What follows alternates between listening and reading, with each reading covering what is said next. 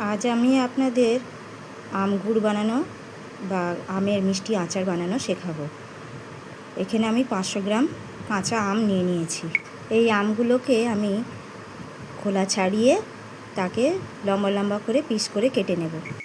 লম্বা লম্বা করে পিস করে কেটে নিয়েছি। নেওয়ার পরে আমি এটা ভালো করে ধুয়ে নিয়েছি। এবার আমি এটা অল্প নুন এবং হলুদ দিয়ে ভালো করে মাখিয়ে নেব।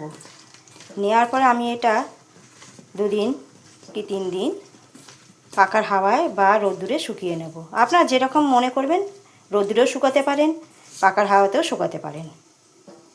একদিন আমি পাখার হাওয়ায় আমগুলোকে শুকিয়ে নিয়েছি।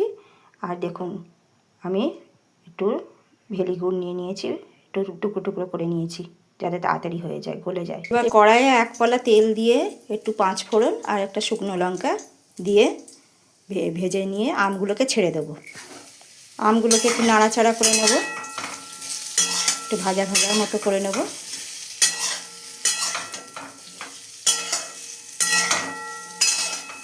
দু মিনিট ভাজা ভাজা করার পরে আমি তবে গুড় দেবো। 2 মিনিট ভাজা ভাজা করার পরে আমি এবার গুড়গুলো দিয়ে দেবো। এর মধ্যে একটু জল দেব না, এইভাবে নাড়তে নাড়তে গুড়গুলোকে গলিয়ে নেব। দেখুন গুড়গুলো কেমন গলে গেছে। এই রকমভাবে আমি নাড়তে নাড়তে বেশ কিছুক্ষণ নাড়ার পরে এটা একটু ফুট ধরবে, একটুখানি ফুটিয়ে নেব। কিছুক্ষণ করার পরে এটা আম গুড়টা তৈরি হয়ে যাবে। বন্ধুরা কি সুন্দর ফুট ধরেছে। এরকম আমি কিছুক্ষণ ফুটিয়ে নেব। দেখুন একটু জিরের গুঁড়ো নিয়ে আমি একটু শুকনো খোলায় ভেজে নেব। এরকম একটা আঠালো ভাব যখন চলে আসবে মনে করবেন আপনার আম গুড়টা তৈরি হয়ে গেছে। আমি গ্যাসটা অফ করে দিয়েছি। এবার আমি ওই জিরে গুঁড়োটা ভেজে রেখেছি ওটা আমি আস্তে আস্তে ছড়িয়ে দেব।